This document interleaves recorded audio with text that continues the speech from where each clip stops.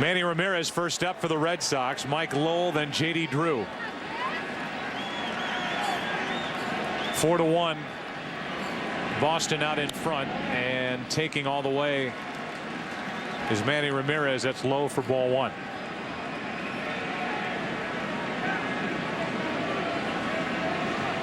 The Red Sox cannot be content as they hit here up by 3 with what they've seen so far from Curt Schilling. I wonder how much he has tonight and how long he'll be able to go. It could be a long night for the bullpen as well for Boston, and the same for Cleveland. With Carmona, who was thrown 54 pitches so far tonight.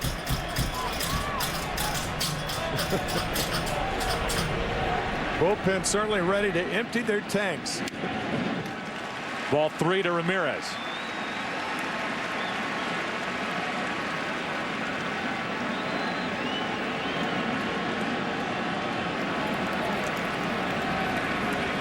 And just like in game 2 of the division series against the Yankees, that tag is hanging out of the shirt of Fausto Carmona. 3-0 pitch. 3-1.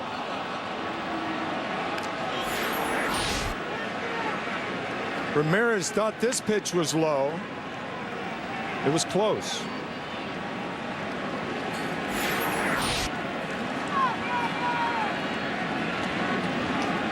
So a 3-1 count. Lowell will follow, then Drew. Carmona. Ball 4 inside. A borderline pitch. Carmona doesn't get the call, and that's walk number 3. Lowell, a shallow fly ball to right, his first time up with the bases loaded, 1 out. But J.D. Drew rescued the inning for Boston. 2-0. Now Victor Martinez is going to go out and talk. Yeah, Carmona, obviously with that stuff, the nasty sinkers that are down, always 1 pitch away from a double play, but not if you fall behind hitters. You fall behind big league hitters, you turn mules into racehorses.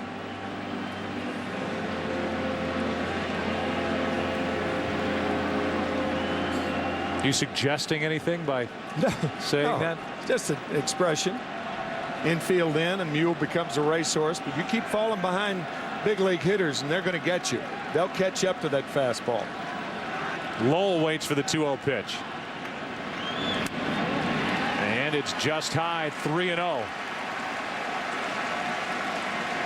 And for as much anxiety as there is in the Red Sox dugout, they're anxious down there on that side as well, and they've already had Masney getting loose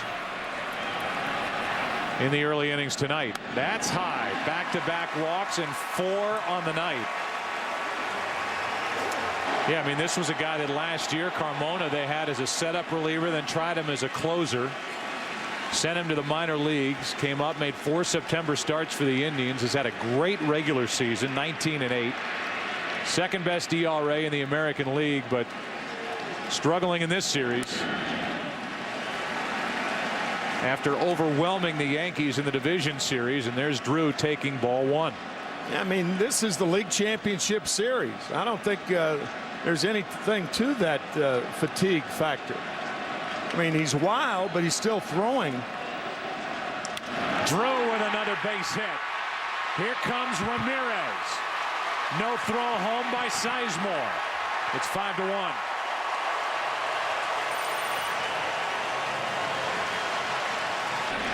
Rafael Perez takes over, and Jason Varitek will turn around and bat right-handed.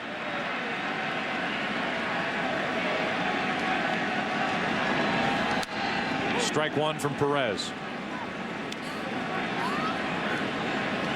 So far in the ALCS, Perez has gone 2/3 of an inning, allowed 5 runs on 4 hits, which is surprising after his numbers in the Yankee series and a 1.78 ERA during the regular season. Pitching in the 3rd inning, and he fooled Varitek. Strike 2.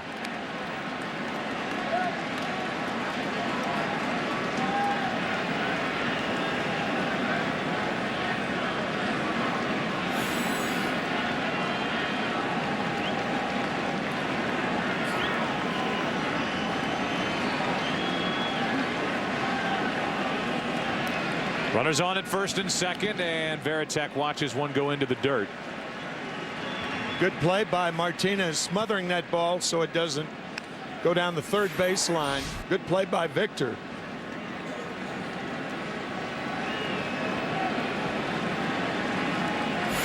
I think Eric Wedge, normally if you start a right-handed pitcher, you want to bring a left-hander in after that because the lineup is set for right-handed pitching.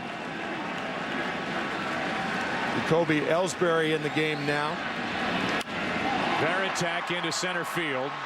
Lowell will tag at second and make it over to third. One out in the inning. Here's Jacoby Ellsbury with first and third, one out. Jacoby handled left-handed pitching.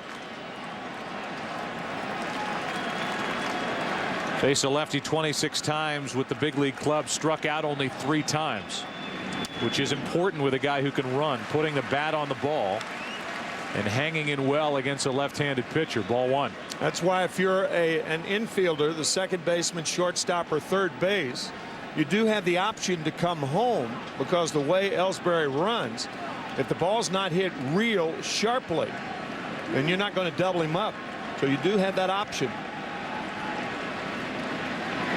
Ellsbury loops a base hit into left, and the rookie delivers and makes it 6-1.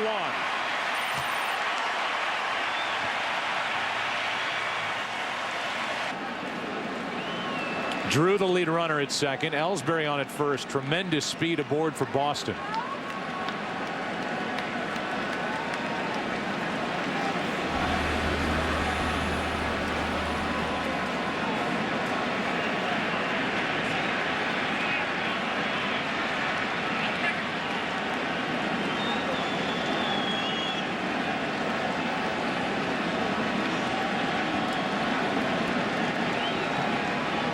Lugo without an RBI in this series.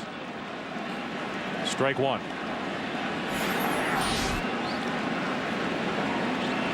You can see those front hips, or that front hip pulling out of there. Julio trying to pull everything.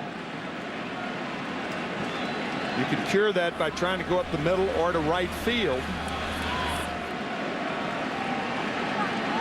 But it's such a quick fix that has to happen here in the league championship series. You don't have weeks, you have days and hours. That's a fair ball down into the corner. Drew will score. Ellsbury picking him up, laying him down, scores from first. It's 8-1. Well, how much has been written and talked about with regard to the bottom of the order for the Boston Red Sox in this series? Heck, in this postseason, a team that offensively, at least in the run production department, has been carried by, you can say 2 through 5 in the lineup, but the bottom of the order tonight for Boston, 6 through 9. All of the RBIs.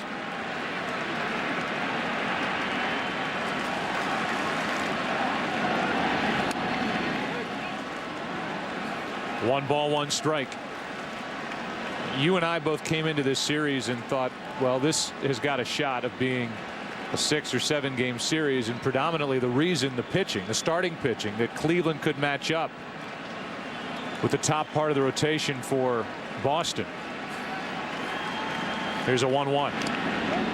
Check swing. He did not go, and Martinez blocked it. But surprisingly, here are the Indians at this moment leading 3-2, and the top 2 starters in this series, Sabathia and Carmona, both 19-game winners, have done nothing. The Red Sox have been hammering both of them. It was the bullpen in game 2, and the starters, Jake Westbrook in game 3 and Paul Bird in game 4. And Rafael Perez is really struggling. He has not been impressive at all in this ALCS. 3 balls and a strike. Aaron Laffey, who has not pitched in this series, is getting loose.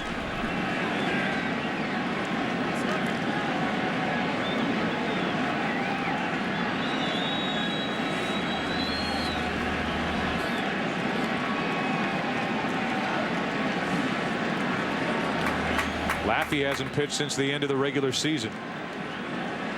Pedroia is the 7th man to bat in this inning. Lugo at second, 1 out. 4 runs are in and a 7-run lead. Another walk. 3rd of the inning and 5th of the night. 2 on, 1 out, and another bouncer in there from Rafael Perez, and another visit from Victor Martinez.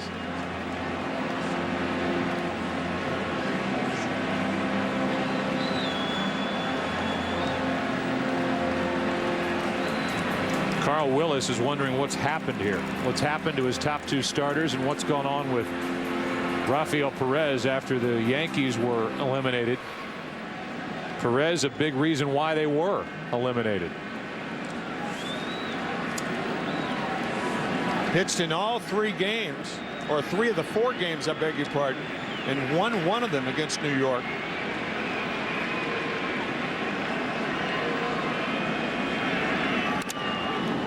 Red Sox getting good swings against him. Against the Yankees, he was 1-0, an ERA of 1.5. 6 innings pitched, 1 run, 3 hits, 6 strikeouts, 1 walk. It's been the opposite, the reverse of that in the ALCS. Yeah, remember before game 5 we said it could change like that and snapped our fingers, and certainly it has changed with a snap of the fingers for the Red Sox, winning game 5 and ahead by 7. Euclid hits one into left. This one is off the wall. Lugo scores. Throw into second is in time to hold Euclid up, and the throw hits Euclid, trickles away. In to score is Pedroia. 10-1.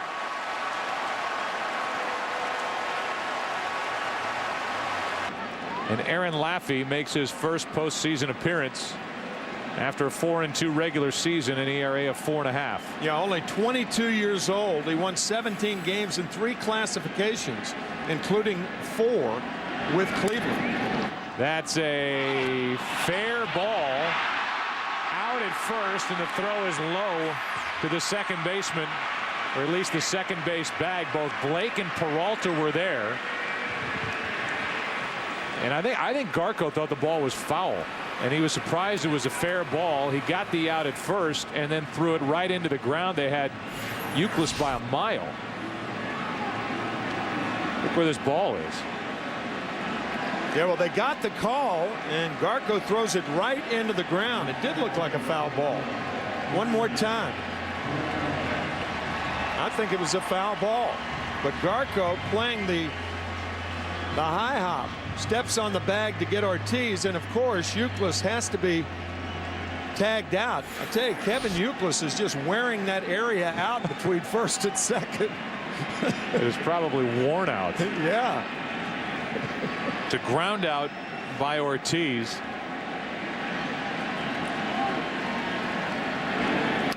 Here's Manny Ramirez. You can't anticipate a double play, but that's got to be a throwing error on Ryan Garco. I would think. And it is now. They just put it up.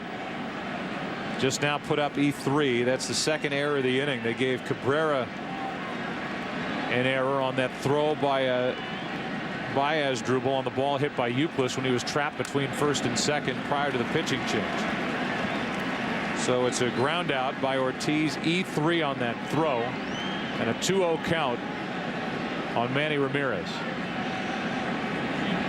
in a 10-1 game.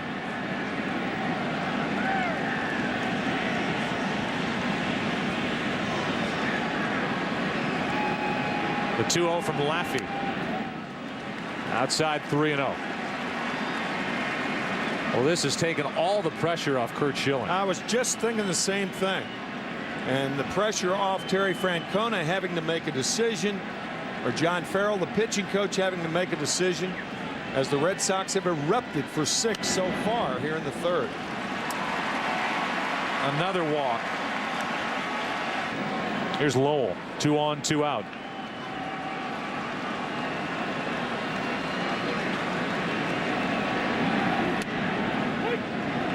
strike to the Red Sox third baseman. Meanwhile, a guy who was supposed to be a big weapon in this series against the left-handed pop for the Boston Red Sox, Rafael Perez, has to have zero confidence after what he's done so far in this series, and he could be counted on heavily tomorrow night in a potential Game 7. But he came on in the third inning to try and shut it down, and he didn't do any of that. He allowed, in a third of an inning, 3 hits, and to this point 3 runs. That's ball 1 to Lowell.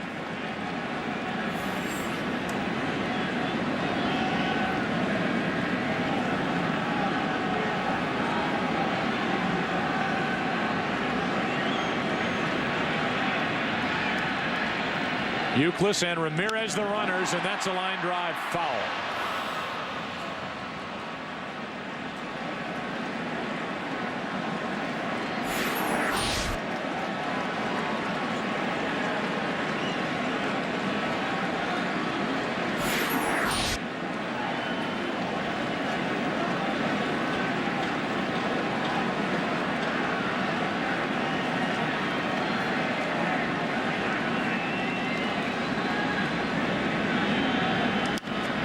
Down the right field line, slicing toward the corner. Nixon is there, and the inning is finally over. They want me to recap the inning? I have no chance. Just watch it. It's 10-1 after 3.